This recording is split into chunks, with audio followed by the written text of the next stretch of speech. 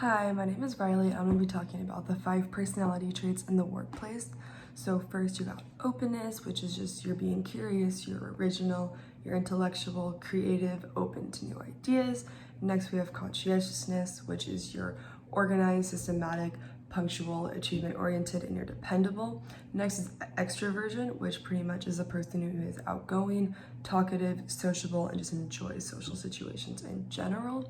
Next, we're gonna have agreeableness. So pretty much you're just tolerant, you're sensitive, you're kind, you're warm, you just understand people's personalities. Next is neuroticism. So you're someone who is anxious, irritable, and just moody in the workplace. Out of those 5 traits, the people who have the best leadership skills are the ones who are extroverts because they are sociable, assertive, and energetic. They enjoy working with others in their environment, and they also demonstrate self-confidence, which is something that is very key in what a leader needs in order for his employees to follow him. The other good one is just to be openness, because you are curious to new ideas, which makes you want to work harder in the workplace because you're just wanting to understand why you're there and how to help the company and the people there. And then just to compare and contrast the 5 traits. So if you're high in openness, you like to learn, you enjoy art, you're creative. But if you're someone who is going to be low in openness, you just prefer routine, you just stick to whatever you know, you just prefer to be in a cycle. So then let's just say if you're high in conscientiousness, you like to be successful in schools and your career, you're very driven. And then if you're low in that, you're just impulsive, you're not really sure about what you want to do, you just don't stick to a plan. And then if you're someone who is high in extroversion, you love social interactions, life of the party kind of thing. And then if you're low in that, you have an introspective, you're reserved, you're kind of more thoughtful, you don't really consider what you're gonna say. Then if you're high in agreeableness, you're pretty much well liked and respected by people because you are sensitive to the needs of others.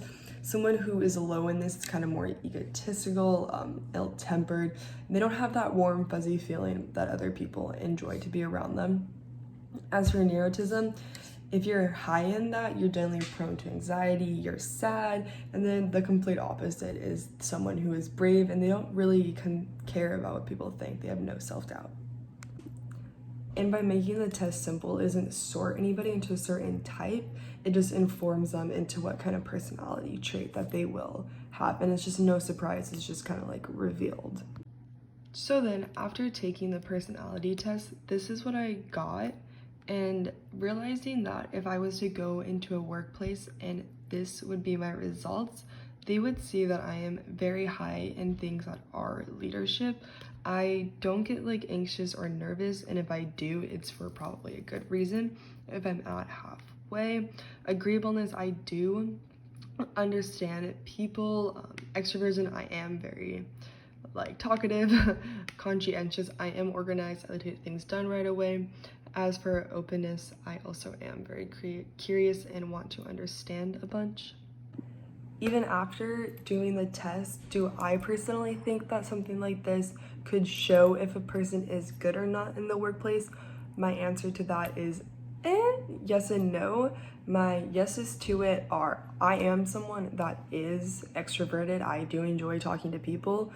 Agreeableness, it depends on the situation, which also puts in the realization that people can answer these questions to how they want. And they're very short, they're very broad. It's just, are you open? Yes. So if you answer things like that, then you are going to get more an extroverted answer or more things like that, just to kind of make yourself maybe better for the position that you are applying for, which is probably a negative to this being utilized in the workplace as if you're going to be good or not for the position, just because you can lie and make yourself better than what you really are. And defining your personality really is an important part of who you are, just because it does say what you can bring to your team or to your job. Because if they want someone who is going to be a leader and not introverted, if you're going to sit at a computer desk and you're someone who's introverted, then that job is for you.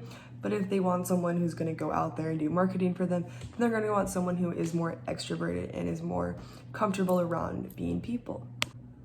Personally, I do believe that tests like this can be used in the workplace. I just don't think that they are helpful to if the person is really like that, because it could be true, it could not be true. People can just, as I've said before, lie and make themselves better for that position. So it's just really up to the actual interview itself to decide if a employee is best fit for the position at their job, instead of going through a 5 personality test to see if they are an extrovert and introvert and whatnot. Thank you for coming to my TED Talk.